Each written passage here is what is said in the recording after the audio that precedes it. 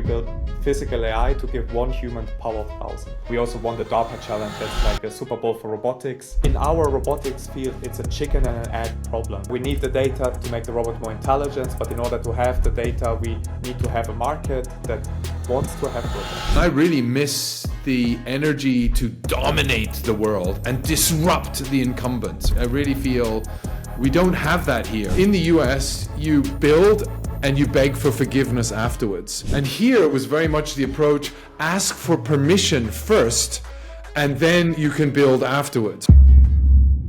Hey everybody, super excited to be back, and today with Marko, another founder, serial entrepreneur, sort of a big entrepreneur launching in the robotic space. So super excited to have you here, Marko. You come highly recommended, number one from Kat, which is slightly influence, but it's really interesting since I had you on the calendar, and I've been asking a lot of people about robotics and came across a number of robotics investors and big VCs, and they were all really impressed by your start and launch out of the box, out of the gate, really, how you got started. But before I say too much, maybe a quick background on yourself, some intro, who you are and how you got into robotics. Maybe you can share with the audience something about that. Yeah. Thank you first of all for having me on this podcast, Stefan, and I'm also very happy for Kat recommending me. So I can see why that has some, that was a good influence, let's say. Yeah. So my name is, as you already said, Marko Bjelonic. I'm the CEO and co-founder of RIVR. I was originally born in ex-Yugoslavia. Maybe a lot of listeners don't even know it anymore. Then during the war, my parents and we came to Germany. So I grew up most of my time in Germany. In Germany, I didn't know what I should study. I just knew from, let's say, when I finished my Abitur in Germany at school, I was quite good at math and physics. And then I got this random book about what kind of jobs you can do if you're good at math and physics. I discovered engineering, sounded good. And then I went in there. And my path in robotics is similarly random, I would say. I then started doing engineering. I did some studies abroad, and I lived for a year in Norway and a year in Australia, in Brisbane, as part of the university. And there I had some influence from some professors that for the first time taught me some theory about robotics. And then I was so fascinated by it. I watched a lot of robotics video at that time from Boston Dynamics, all the way also from Raffaello De Andrea, who is like one of the co-founders of Kiva Systems that was sold to Amazon, which is now today Amazon Robotics. And I was so fascinated how these robots are moving. And then I came to Switzerland, to ETH Zurich, to do my PhD. And then out of my PhD, I went straight into a startup. And did you do obviously you did your PhD in robotics, I take it, in Switzerland, right? Yeah, exactly. So I reached out to a professor called Roland Siegwart multiple times, and only the third time he responded. And then I went to Brisbane to get some introductions there. So I spent a year there with a research organization that collaborates with this lab just to get an intro. I got the intro then after a year. And then Roland Siegwart pointed me to this new professor who was a postdoc in his lab, opening a legged robotics lab. That professor was Professor Marko Hutter. And so I became one of the first PhDs of that lab. And then I think we had a very good timing and great people in that lab. So that's why I also really wanted to come to ETH Zurich. And then we have some very crazy contributions to the robotics fields.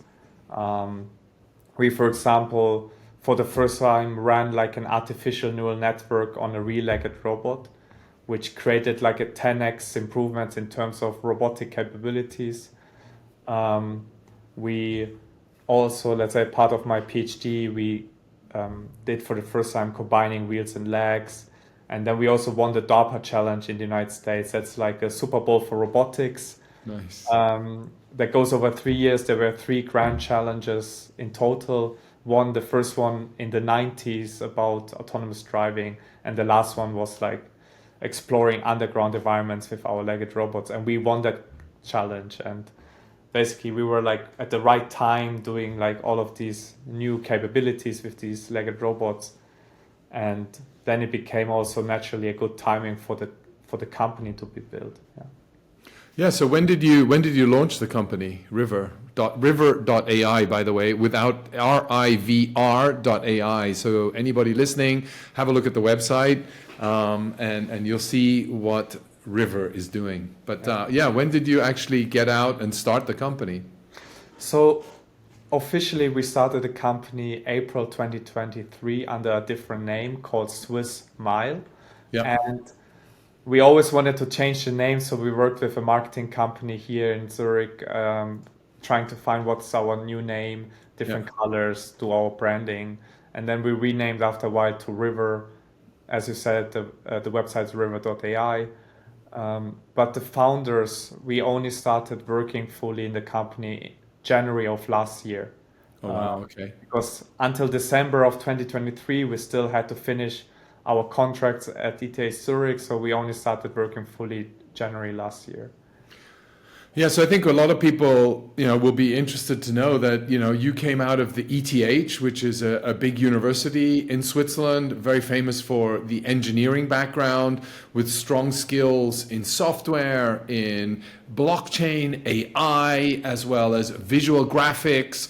So very advanced across areas that are extremely important for the future. And so how did you find that transition? Was that a great environment for you to incubate your idea, develop it to a certain concept, and then spin out? And how does that spin out actually happen? Is that you're just on your own, you can take the idea and run with it? Does the ETH have some equity stake in somehow, or how does that work? Yeah. So first of all, I think Zurich in general is a great space to build like deep tech companies. Yeah. There are a few things that Zurich is very great. So you have the talent, for example, from the university. Yeah. That's why a lot of big brands, deep tech companies are here. OpenAI opened an office. DeepMind is here. Google is here. Facebook is, or Meta is here. Their AR division is here as well. Yeah. Exactly. So there's great talent here. So you have a pool of talent. ETH Zurich is a very supportive organization when it comes to supporting startups, and they really look at it even as on a KPI model, like how many successful startups did we launch in this year. So they're really in the mindset of supporting that. At the end of the day, ETH Zurich doesn't have any stake in our company. Okay. We just had a license agreement that I cannot talk about here in public. Okay. About how to license the software that we have built throughout our PhD to the company, and there was a certain compensation for that, but no, not in terms of equity. Yeah, because Stanford has a similar type of model, right? They have the SRI, or Stanford Research Institute, which has a licensing agreement with companies that get incubated out of Stanford, which is also, by the sounds of it, not too dissimilar model that is being deployed by the ETH. I have heard, so I've never made a startup out of Stanford. Okay. So I cannot personally judge it. I don't know how it works. Yeah. But I have been told by investors in the US that when they hear how ETH deals it, that it's much more startup friendly, what Zurich does, than what many of the universities in the US do. Yeah, I'm sure maybe it's a bit more upside driven, let's call it like that, at the SRI versus maybe in Switzerland, where it's how can we build a better reputation? So it's more about brand management, brand exposure associated with these, as you mentioned, the KPIs. How successful are these startups out there? And I think one aspect is also, let's say, we still collaborate with the lab that we spin out from. Interesting. So we are creating jobs here. People from ETH come to do an internship here, right? So this ecosystem is super important for ETH. If you don't have these startups being incubated here, they otherwise move somewhere else. So ETH is dependent on this whole ecosystem that needs to be built. Yeah, no, and I think, you must have, so you launched this about nearly 2 years, 1.5 years ago, or 2 years ago? Yeah. And you spun out, and, how did you find that transition in launch? Actually, I have another question that I wanted to, Yugoslavia, right? Yugoslavia, a lot of you, was the nation that combined Montenegro, Serbia, Croatia. They were all one nation under the sort of umbrella of Yugoslavia. I think had a famous leader, let's call it, maybe for lack of a better name, Tito, and a lot of great athletes came out of that time, at least.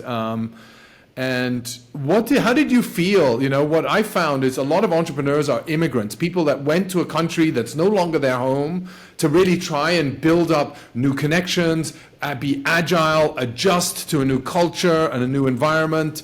How did you feel? Do you think that was a bit of an ingredient that gave you your entrepreneurial juices and your spirit? I think what I experienced at that time definitely shaped me as a person. Yeah. And I think it definitely helped me to be, I would say, a better CEO as well for the company. Yeah. There's certain character traits that came out of it, like, for example, the adaptability that you mentioned is like, for me to adapt to a new culture is very quick. So if I go do business in the US, I immediately adapt to the way how the US are doing business. If I go to Asia, I can also do that switch very quickly. And so for me, that's like quite easy to do. There's also another aspect of being hungry.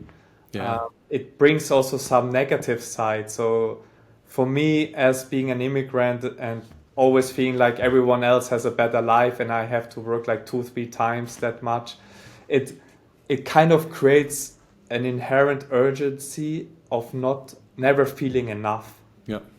And on one side, that's a great aspect, but the older I get, actually, I have to say that I have to also start like managing that side as well, because if your whole life just going after, or you're never enough, it can also at some point like hit you back.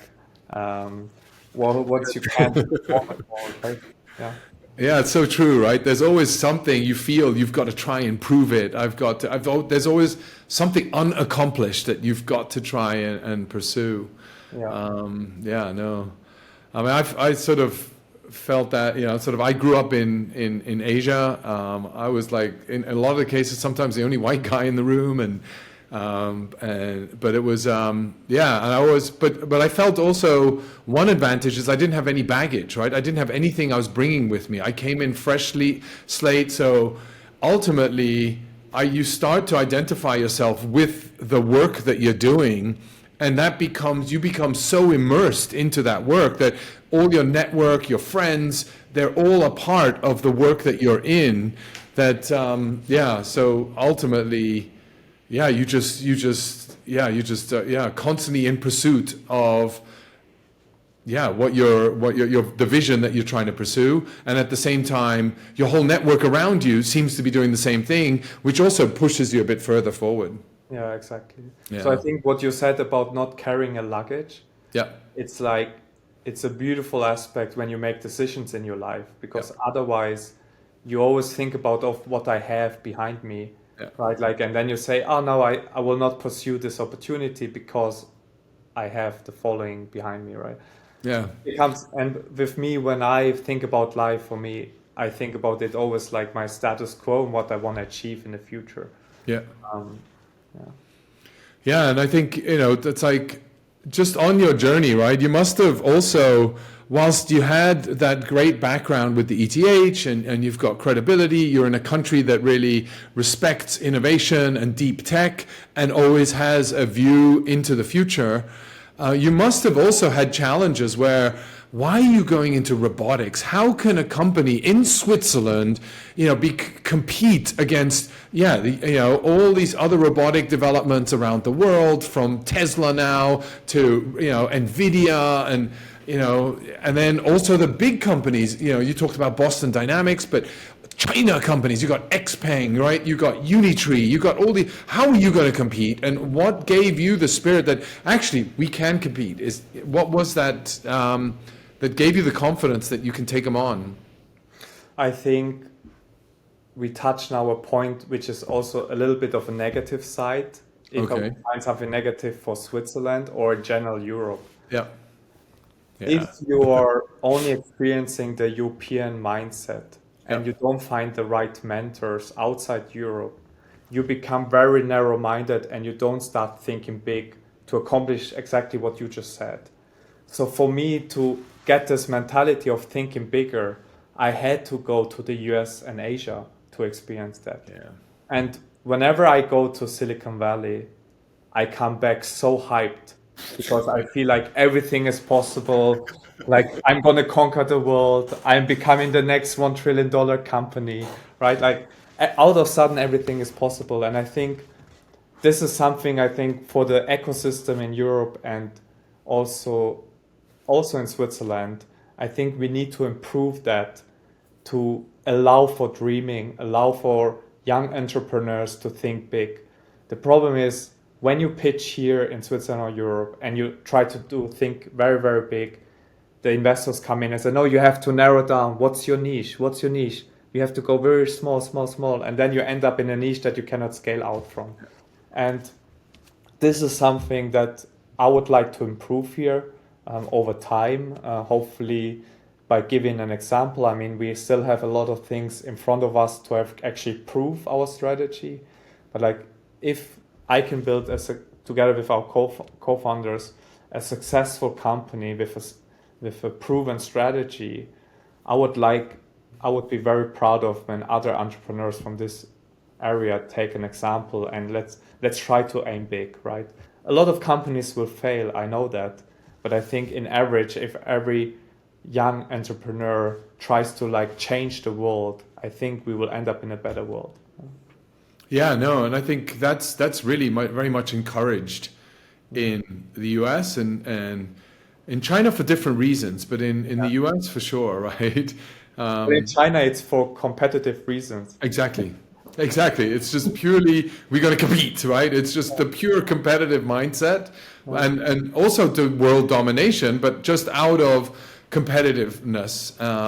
And there's very much the mindset in the US, they can build the infrastructure. In China, we'll build the applications, right? And so there's definitely that element there.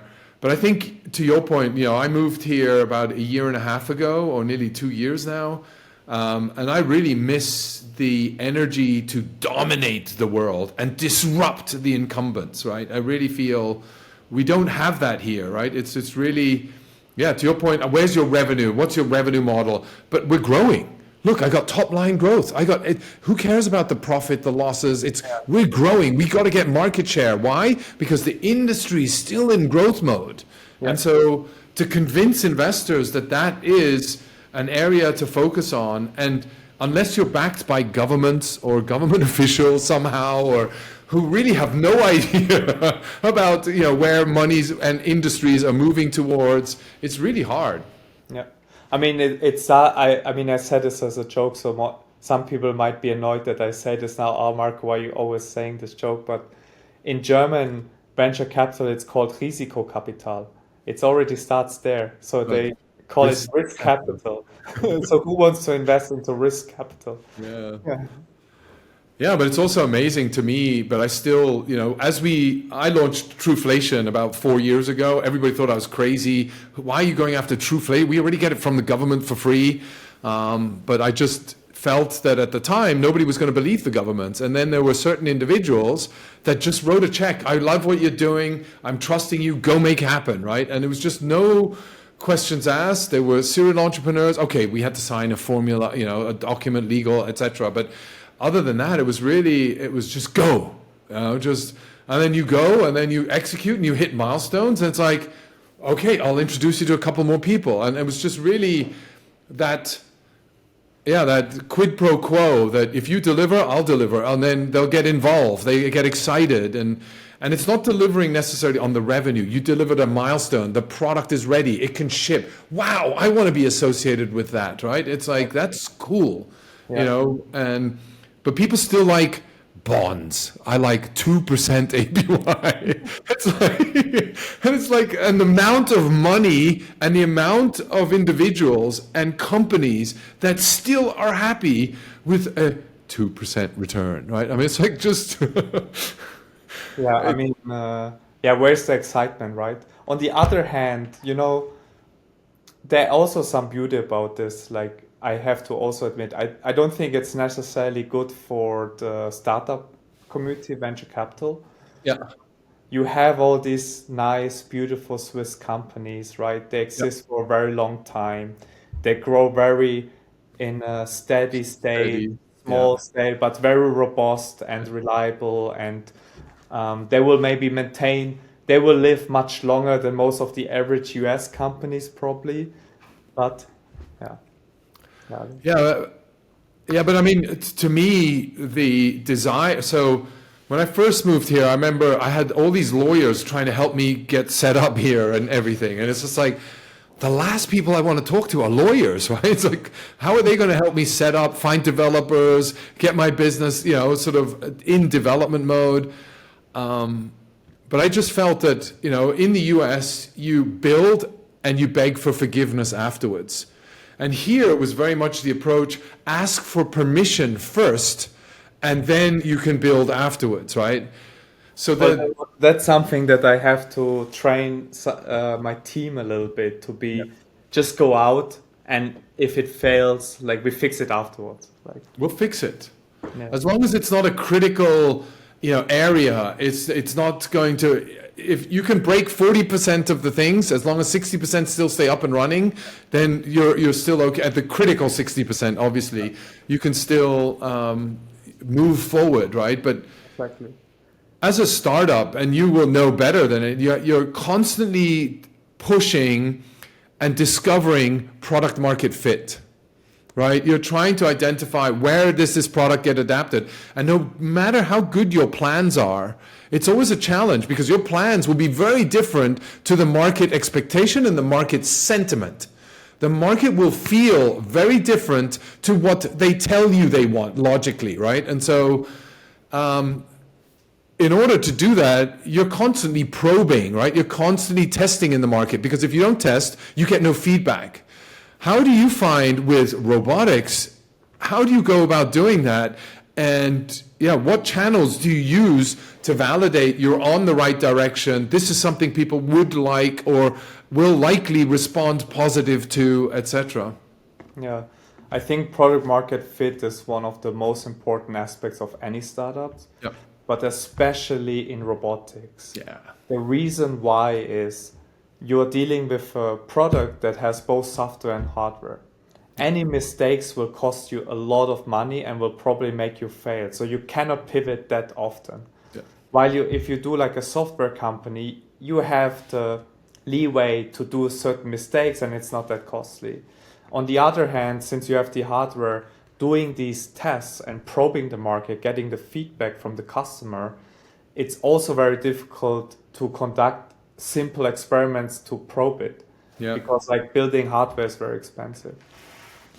Our journey to discover product market fit started, let's say, from day one, and we were looking at a lot of different options. And the first one that we started with was, can we build horizontal software and avoid building hardware by offering something that is called physical AI, Yeah. and that could run on any kind of robot.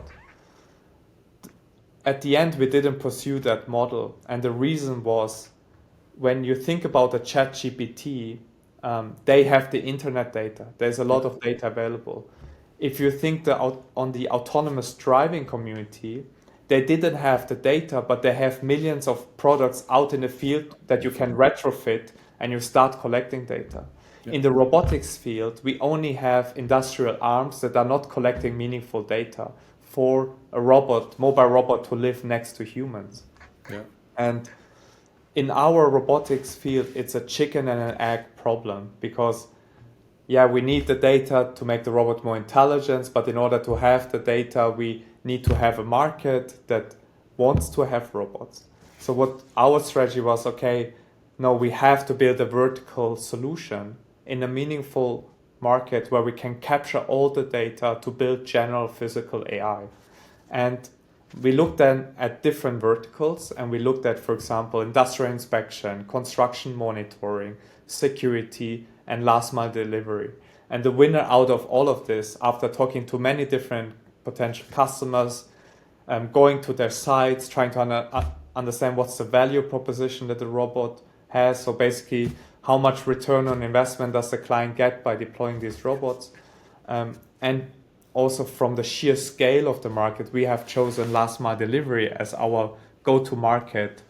And there's where we focus. And we hit, in my opinion, time will prove it, but it's just my feeling for now, is that this is now the right time to finally start solving last mile delivery. We had sidewalk robots before and delivery drones, and they ended up in niche application. Let's say these simple wheeled robots, they're very good for this campus delivery. It's quite a niche. Then you have delivery drones that are very good for remote houses to deploy. But the majority of deliveries are urban environments. You have to deliver all the way to the doorstep. In order to get to the doorstep, you have to open gates, you have to overcome stairs. So you need a robot that can really understand the physical space, interact next to humans, understand where to step and where not to step. You don't want to damage the car. You don't want to damage the flowers of the customer. So you need that kind of level of intelligence in such a machine. And over the time, we had something which I always call an iPhone moment. And for me, iPhone moment is when different technologies come together and allow for a new product to arise. And in our case, it was on one hand, cheap hardware. Second, performance sensors that were driven by autonomous driving. And the AI side, physical AI, that for the first time made the robots intelligent enough to solve this kind of use case. So all three together allows now for the first time to solve this market. And this is like for us now the starting point.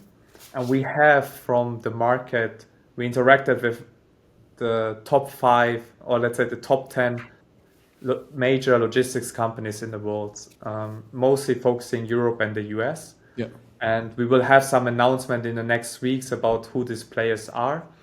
And we verified by field testing, by deployment, and showcasing the return on investment, how much value this machine is bringing for that market. And the reason why these companies want to explore automation for that is not because of cost. Obviously, our robot is much, let's say, it's cheaper than what you can achieve with human labor. But what I have seen in the robotic space or in general, just to offer a new product that makes something cheaper is not the major force that convinces your customers to change their processes and to trust the new technology. You need a bigger pain point than just the cost in order for the customer to move fast. And in our case, it was basically the delivery space is such a huge growing market. Yeah. E-commerce every year is rising, and all of these logistics companies struggle to take that additional demand because they're limited by how many people they can hire, how many people they can manage. So there's such a huge demand that is left like untapped each year because of inefficiencies. And all the warehouses are super automated already. If you go to an Amazon warehouse, you will see like such a high level of automation. But the bottleneck in that value chain is at the end, the last mile, or especially the last 100 yards. If you have, for example, today a package delivery van, 70% of the time the driver is walking and 30% driving. So that is currently the bottleneck, going from the van all the way to the doorstep. If you think about food delivery at DoorDash, for example, most of their deliveries are also unattended deliveries. So you have to go all the way to the doorstep deliver. And with our solution, we give these companies for the first time like a sustainable and scalable solution in order that with their current workforce, how they can automate them to deliver more packages, more food, more groceries. Yeah, it's super fascinating. I mean, yeah, and as you pointed out, right, the markets are very different for that last mile. If I've got space, I can do it with a drone, right? Or I can drop it off at a station point where somebody can then go and pick it up. You see that in China as well, but also you're seeing people drop off food packages onto a robot in a building that then carries it the last mile, right? And then takes it up to the 18th floor and then drops it. But it's very specific to that building, and it's like a Roomba type experience where the building's been mapped out. I mean, now for these robots in the building, Yeah. they're very good, for example, in hotels, like Yeah. inner cities. But what you have in China, for example, as well, is like all these gated communities. Yeah. Yes. What they currently have is autonomous delivery vehicles on the road that goes to the entrance of these communities, and they have to employ a person that constantly picks it up from the street and brings it all the way to the doorstep. Yeah. So there, these Roomba solutions don't work because there, out of sun, you have to open gates, open doors, you overcome stairs in order to get to the building. So this is like the other problem that they have in China. You mentioned, the three components that have really opened up this market. And I think for a lot of people that are listening, this is a $1 trillion industry that's about to come upon us and is already coming upon us. And it's going to get more and more consumerized, right? So not only industrial arms that move left and right and stuff like that, but you're seeing, and if you watch the YouTube videos, you've seen all the capabilities that are coming about.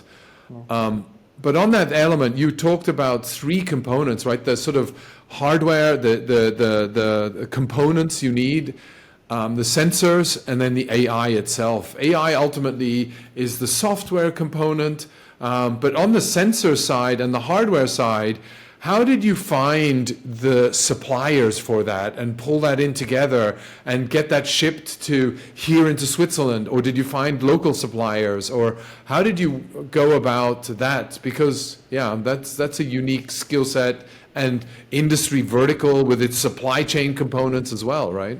Yeah, I mean, supply chain is a very, very difficult piece. So I know the story from Tesla when Elon Musk moved into building a car. He underestimated the challenge of building supply chain. So the first cars that he built, he was hugely delayed. And then nowadays, I think he's really much aware of that. There's one thing to build like a hardware product that kind of works for 10 robots, let's say in our case.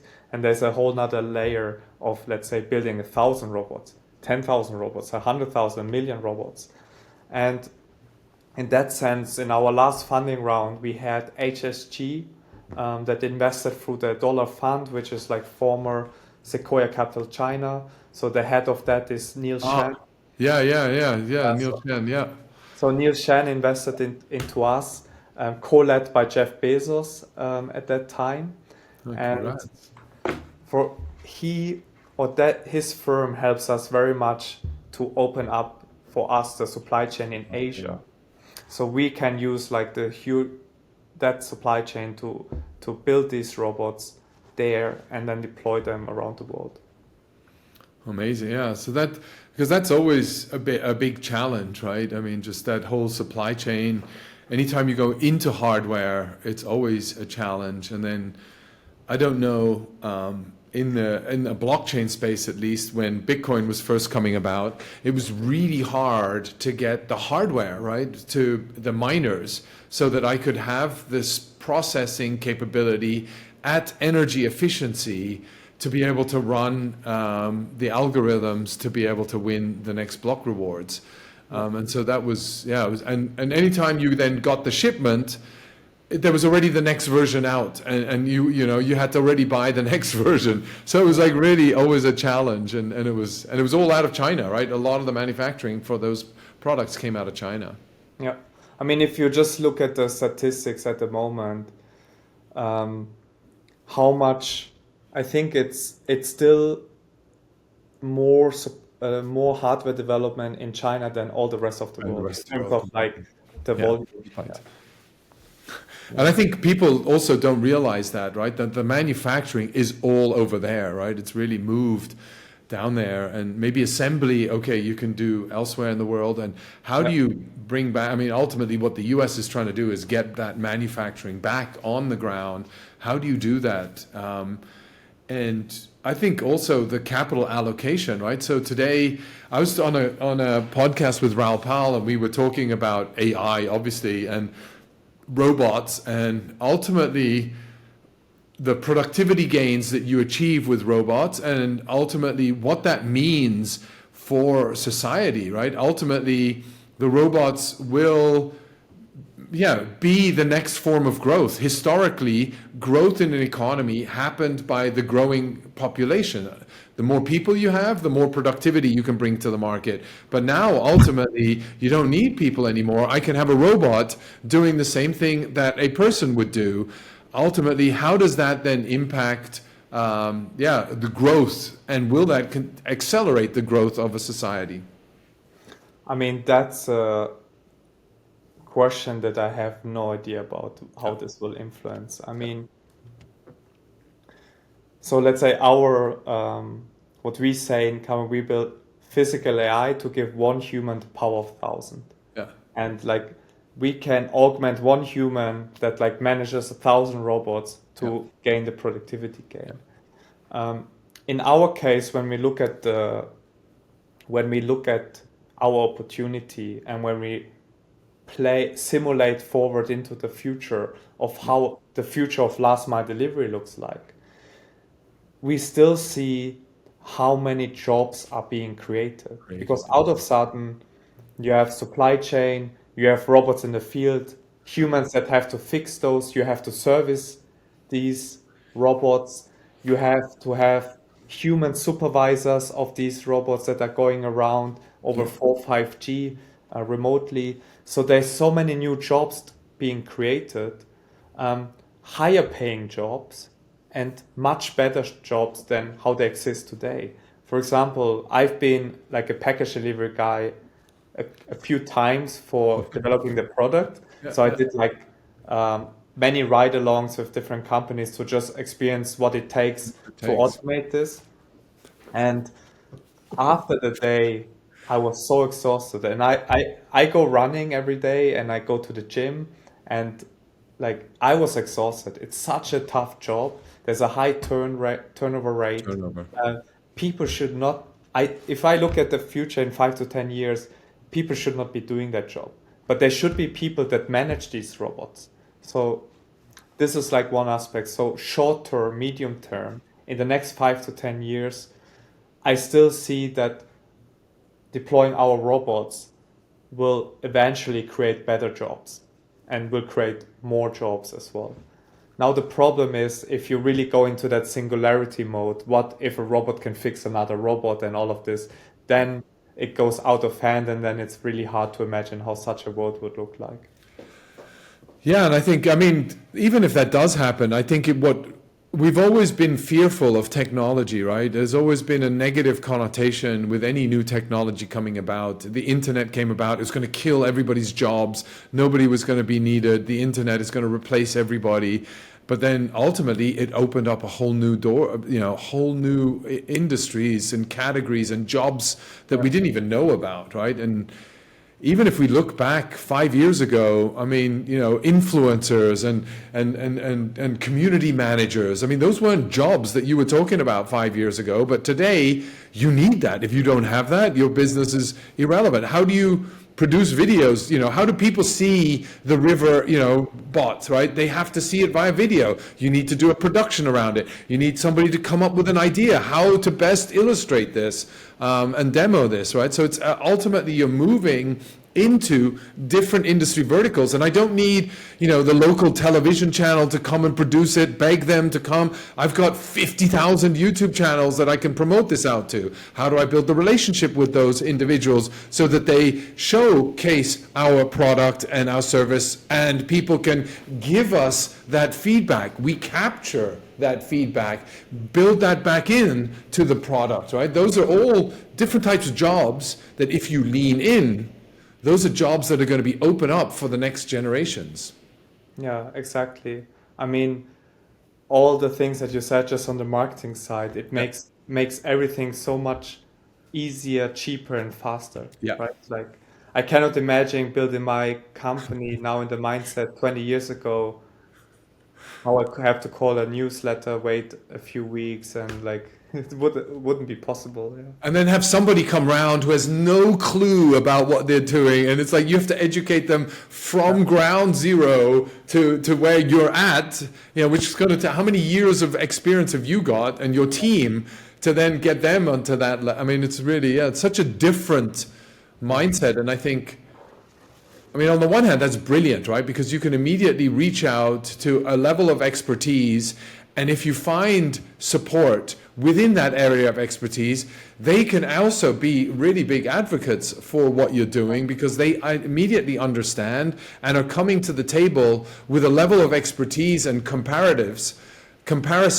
that they can leverage in their conversations with you, right? Which makes it much more intellectually stimulating for you as well, no? Exactly, yeah. Yeah. And now imagine the cool thing about robotics is you made the digital medium like in a way you press a button and something happens and you can pull information so easily. The internet makes everything easy. We can connect now and have an online call. It makes it so easy. What robotics is very special about, that we can achieve the same way, press a button and something moves in the physical world. Yeah. Out of a sudden you automate that level, right? If you go, for example, in cheaper labor countries where you have this crazy service where you can buy online, like you're at the beach and you forgot like your sunscreen, or I don't want to go now to the supermarket, you press one button on your phone and there's a person that drives up and brings you the sunscreen, super convenient, super easy, right? Yeah. And you can focus on enjoying the beach more rather than like losing 1 hour to get to the supermarket and back. Now, people in the West don't have this kind of level of service because labor is way too expensive. Way too expensive, yeah. And also the labor in these like cheaper labor countries will become more expensive. They're going up already, right? But if we they're expensive already. Exactly. But what if we have robots that assist us with almost everything we do? We can make everything be available on a button press. Yeah. Obviously, there are other issues that come with that, right? Like the internet also brought some negative sides, like people's psyche and depression and all of this. I'm very positive in that sense that we now learn more and we will be able to solve these kind of negative side effects. I'm really much aware of that also robotics will bring some side effects in that sense, but I think it will be still all in all a better future. Yeah, it's a lot of it's up to, I think this is the greatest time to be alive, and that's why I call this show SuperExcited, right? We started with that name. It's now off the record on the chain, but ultimately we started with SuperExcited. Why? Because there's so many new technologies taking place and such groundbreaking changes that's going to really be so many opportunities for creating new generational wealth and new for the next generation, which I think if you don't have that hope anymore, if you don't have that ability to see those opportunities, and you can't do it anymore in real estate. Real estate is all tied up. Everybody owns everything. It's so limited in what you can do. So where can you do it? In the digital realm, right? So that's all of a sudden a new sphere where we can build out in and we can create new opportunities. And then now it's coming out of that sphere and then leveraging all of that evolution and innovation that's taken place in software to bring that up into the physical real world. And that's what I think what you're doing is really fascinating. Yeah, I'm super excited to see that coming. You have to be, otherwise you wouldn't be doing what you're doing, right? Definitely. Yeah, no, I think, one of the other things that I find really around, sort of robotics is how, we talked about it a bit earlier, right? You're seeing this last mile, I think the niche that you're focusing on within the robotics category, solving that has definitely got significant opportunity. But how do you see, sort of that area sort of evolve across, I just saw the other day, Uber, right? Robinhood, the app. They now announced that you can order cash from an ATM on your phone being delivered to you. So that service that you were just talking about is actually happening now, right? In partnership with Uber, but still it's the next step and evolution of what you're doing. Yeah. How do you see, and why did you focus on, in your website you have like a dog shaped with wheels on there, 4 legs. Why did you focus on that form versus a humanoid type form? Yeah, because let's say for the kind of environments that we initially target, which is like single family homes market, which is like 60% of the US market, this is like the best form factor. The wheels help us to create that speed. The legs help us to go up the stairs. And for us, for that market, is the best form factor. If you would put a humanoid, that robot would have no chance against our robot in terms of the throughput that we generate. Okay. So I think this is one aspect where one has to be very careful about just recreating the human and thinking just because human does a certain job, it's like the best kind of form factor for all kind of applications. There are better form factors that exist depending on what your task is. Yeah. You would never see a humanoid in a production line of a car with all these like big arms that do it so much more efficiently, much more robust, much more reliable, much simpler, right? But there's definitely also in our space some value for humanoids in other kind of environments, a little bit more niche. Let's say when you do a delivery to a business unit, I could see a humanoid where you have to interact more with humans, where you have to put it on a table of someone in a company or something like that. Maybe there a humanoid might be a better fit. But for what we are now focusing on, it's like on this environment. Nevertheless, as we move forward, the data we generate there can be one-to-one shared among different form factors. It doesn't really matter which one. Yeah. I guess a lot of it's the data and the learning in your AI engines that get constantly passed from one generation to the next generation instantaneously. You don't need to wait for years of evolution to take place. The one thing though, it's like, one metric that comes up a lot is sort of the human intervention in sort of controlled incidences, right? And sort of you must have tested your solution. How far are you in your development that you're ready to take this to market within a foreseeable time frame? And are there requirements in terms of regulation and licenses that you need to bring this to market? Yeah, so definitely safety is a very important aspect. When you go to the US, it's easier than the EU. Number one. So that's why we focus on So that's why we focus on the US as well. We built also. What about China? Out of curiosity, is China easy? Also easier. Yeah, interesting. So we built something called a remote exception handling system over 4.5G. So we have operators that can handle multiple of robots, and like whenever a robot needs help, it asks for it, the human helps and supervises the robot out of these exceptions. And this is similar to what happens in autonomous driving. Every time we have this situation happening, we collect that data, and that is fed to the model to retrain on that, so that next time when you have the same situation, the robot is more prepared to solve it by itself. Yeah. And this is like what we call in autonomy the long tail. Yeah. So you need more robots in the field to experience all of these edge cases, to collect that data so the robot gets better. And that's the same what you see with Waymo, right? I mean, Waymo started with a few robots that trained their models. Next time they can double the fleet and triple. And what we have built at the moment is we had this quarter, which is now ending, one robot that was doing daily package delivery here close to Switzerland. Yeah. And we achieved a level of reliability that allows us now in Q2 to have 5 robots in the field. Oh, wow. In different locations. So we will go here, UK, and in the US.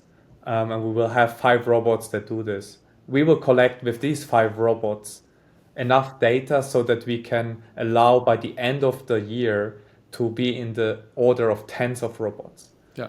These tens of robots will then collect again data, which allows us to have hundreds of robots by end of next year. And then we aim for thousands of robots the year after. So you need to have a level of moving up the chain by reducing the number of interventions, as you said. And Yeah. the only way to solve that is to brute force and collect more data.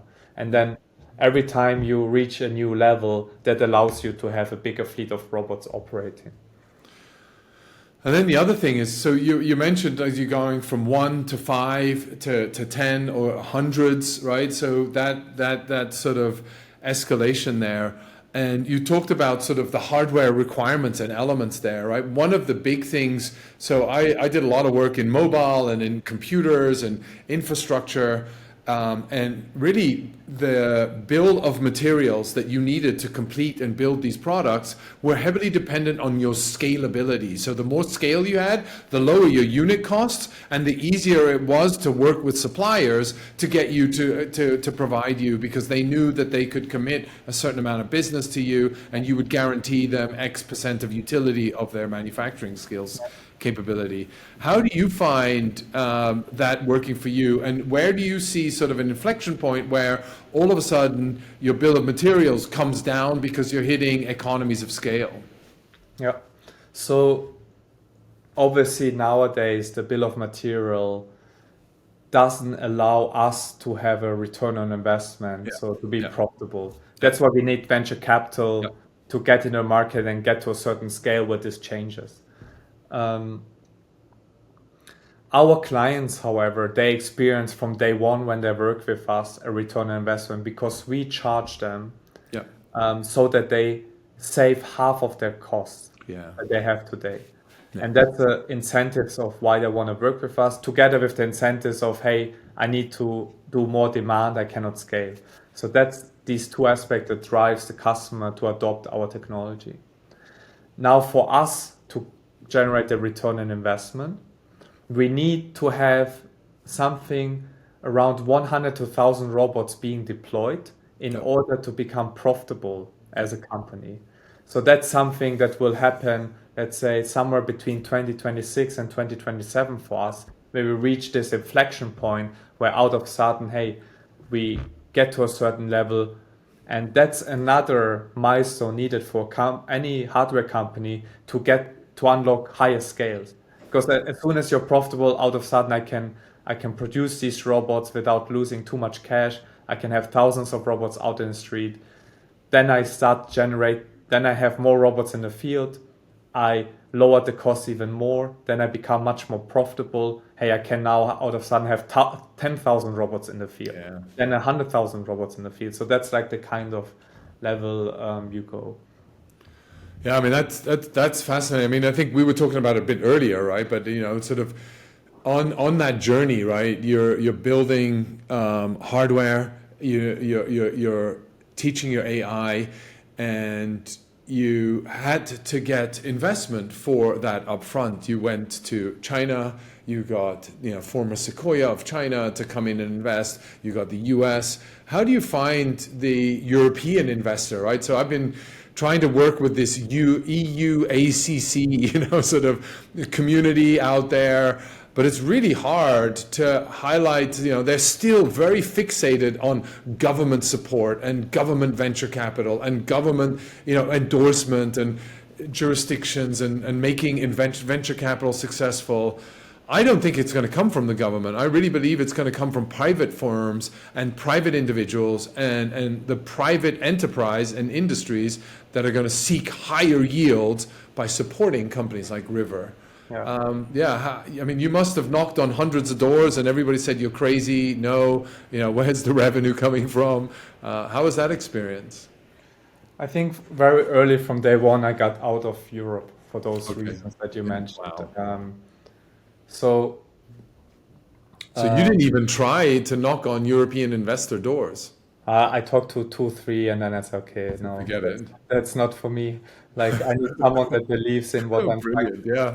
Yeah. And Actually, what I did was I booked a flight ticket to San Francisco, Yeah. and I had like one contact to two people to talk to. So Yeah. I booked like meetings with them, but I had 2 weeks. Yeah. I was like gambling in a way and said, okay, I go there, I go to different bars and I try to meet people, try to be connected and get my connections like that naturally. So I went to there. Out of these two people that I meet, they connected me with someone else. I managed to have a meeting. I started spread my word.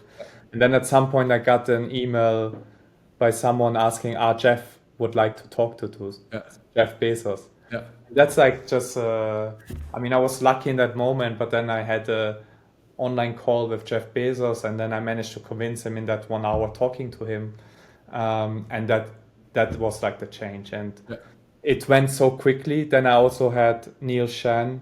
They Yeah. also pulled the trigger super quickly. They believed in us as a team, as a co-founding team, and basically it was such a different experience than when I talked to these the European ones. Yeah.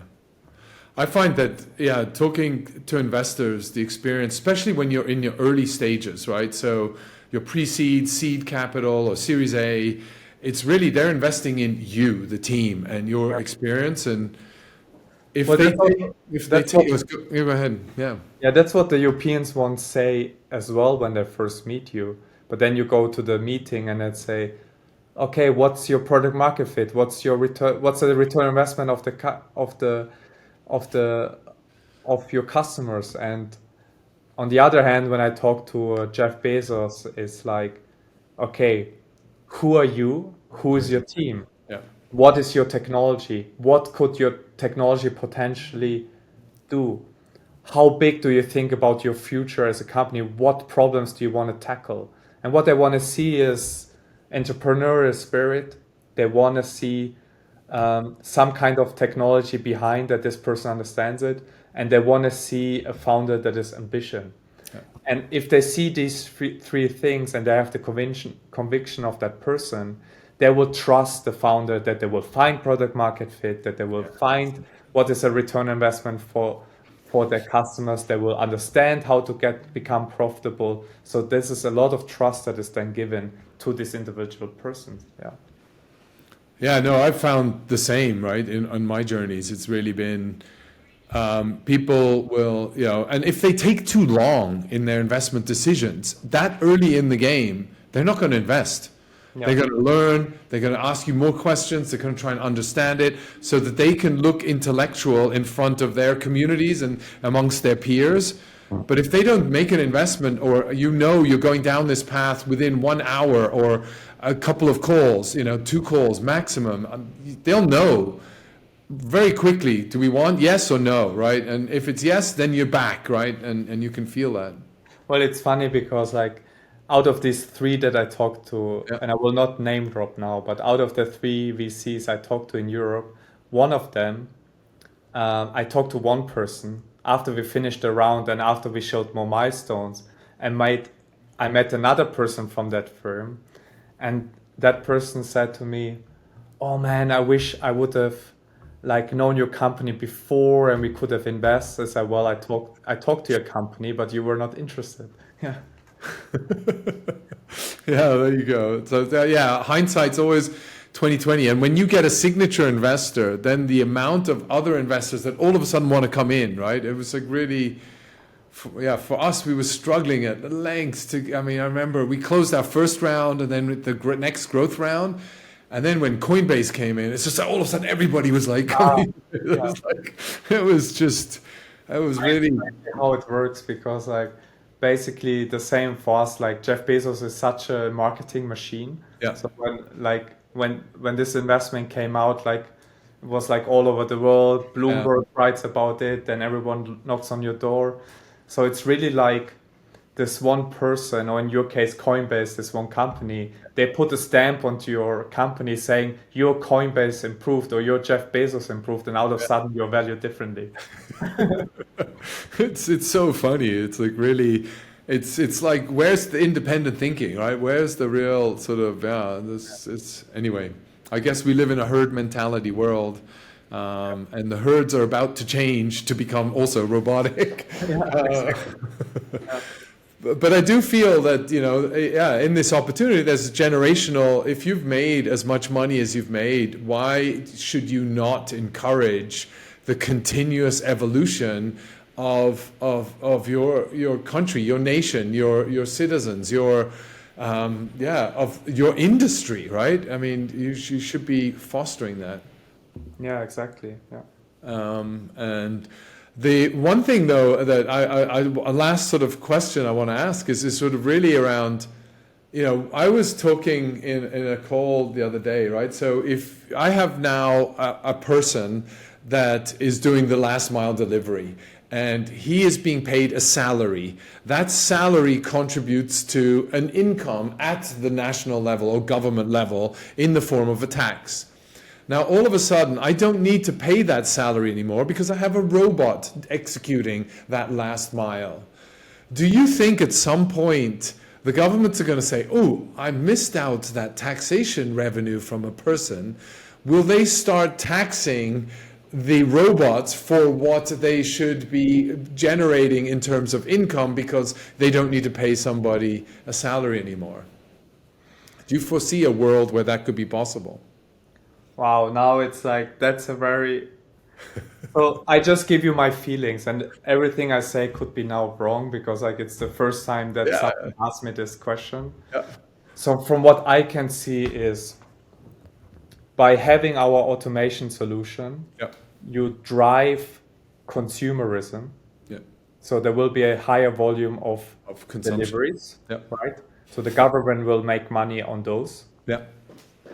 Also in our case, even like when we talk to the companies today, none of them is in the mindset of like firing people and replacing them with the robot.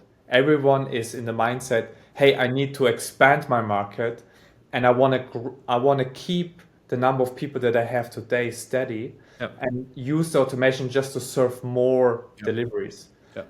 So short term, that's like until 2030, that's what I expect. So, but with the robot, we build more jobs and we pay higher salaries for these kind of jobs. So there is also taxation coming on that. I mean, we have all these engineers and every week we have a new person joining. So we create like jobs here, high paying jobs. Also all of these like support functionalities, like servicing the robots, and all of that is higher paid jobs than, for example, doing the deliveries yourself. So there's so much more that we are creating a new industry. And as a government, if I think of just being in the minds of Switzerland, you want to have these higher paying jobs because who is gonna to do the low value added jobs? I mean, if I do package delivery today, it's not Swiss people doing it. It's all foreigners anyway. But the foreigners also at some point don't want to do it. So I was originally when I from ex-Yugoslavia, I started with 14 years. I started working on the construction site, 14 till 24, and on the construction site in Germany where I worked, it was all Yugos and people from Turkey. There was no German working on the construction site. So, but now my generation of Yugoslavic people, Serbians, Croatians nowadays, they don't want to do that job anymore either. So what you see today is that we have to go even further to get people into a country to maintain these processes. So at some point you have to go to the Middle East, you have to go to Africa, you go to Asia, getting people in to do these jobs. But at some point also that will not be sufficient because also, and hopefully people in Middle East, in Africa, in Asia don't want to do these jobs anymore, right? So who's going to end up doing these jobs, right? So if I'm a country like Switzerland and Europe or the US, and I want to think short term and say, no, I don't allow these robots, I think you miss out the global picture of what's going to happen anywhere. You can't stop this cycle that people that Exactly. all over the world, the lifestyle of people is getting higher. You will not find in 20, 30 years people that want to do these jobs. No way. Yeah. Right. Yeah, I think that's the point, right? Society wants to always evolve and improve the quality of life, right, and quality of living, however you interpret that to be. But largely, I think the bigger argument is that through the technology that you're working on is you're creating greater opportunities for the ecosystem around that technology, e.g. the businesses that need the last mile. They're generating more adoption and consumption through that, which drives an additional revenue stream. And then ultimately, you as a business become more profitable because you don't need to hire 15 people to get an extra dollar of revenue. You can hire, after $10 of revenue, you can then hire an additional person to support that growth. Yeah, exactly. And that then becomes a higher paying job, to your point, because ultimately you have the $10 you're already making and you want somebody to be able to maintain that, right? Exactly, yeah. Yeah. So I really see that. I have my personal experience, like this whole Yeah. being on the construction site. When I was on the construction site, that motivated me to study. I told my father, no way, I stay here. I did the same. I mean, I remember, and it wasn't Yugoslavians, it was Spanish and it was Portuguese and Turkish people on the construction site. And my parents wouldn't pay me any money. It's like, look, you actually get to live, you don't need to pay rent, but you have to pay your own food. You want to travel, your pocket money. So every holiday I was working at baggage handling, right? So at the airport, because I always took the night shifts because they paid you more. Well, that's a time when you're still young and you don't care about your Don't health. care. Exactly. Yeah, I wouldn't do that now anymore. But the last thing is obviously, we obviously all talk about we've all heard and talked about Neuralink.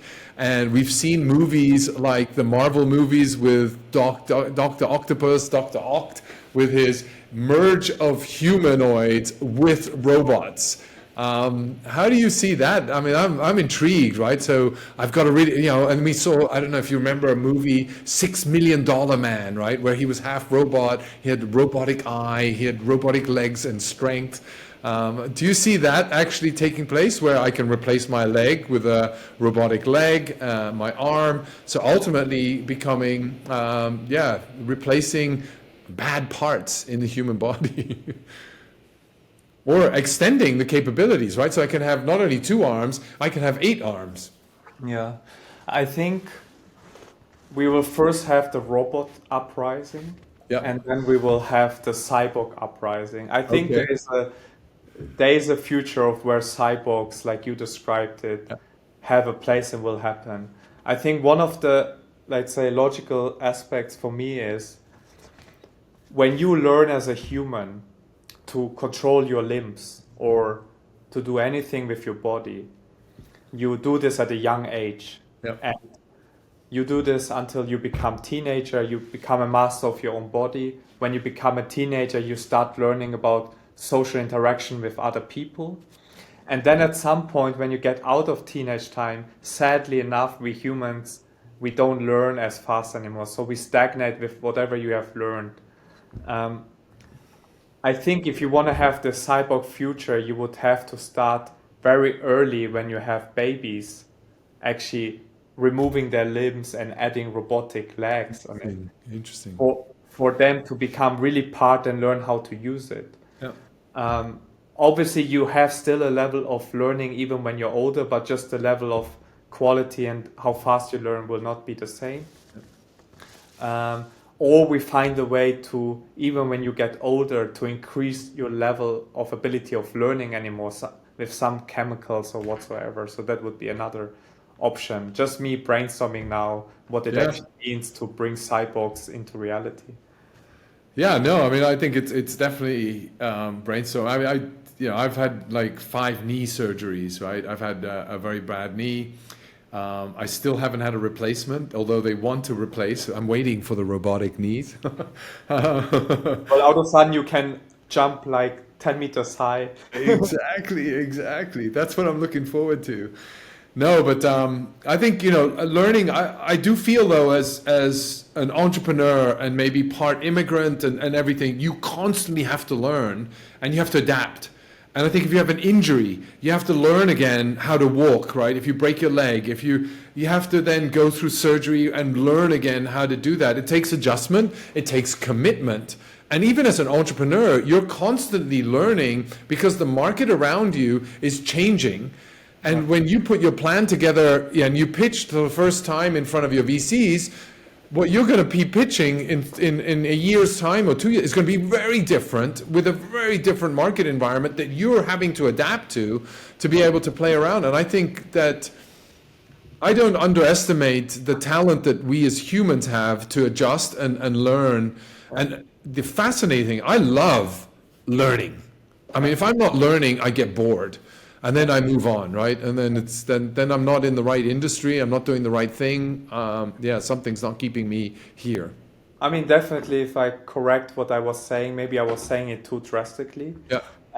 That we are stagnate. I mean, I think there's always a level of capabilities for us to learn and adapt. Yeah. Even when we are out of this like phase, I just feel like it becomes a little bit slower, right? If you want to now learn a new language, it will take longer than when you're young. If you want to now learn how to do a backflip, I think it will take you a little bit longer than if you're like 6, 7, 8 years. So it's also just about the speed.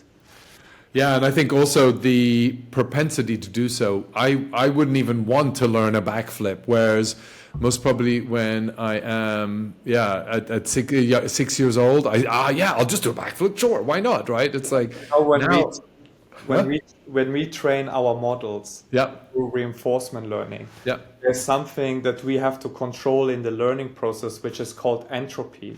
Yeah. Entropy governs the agent's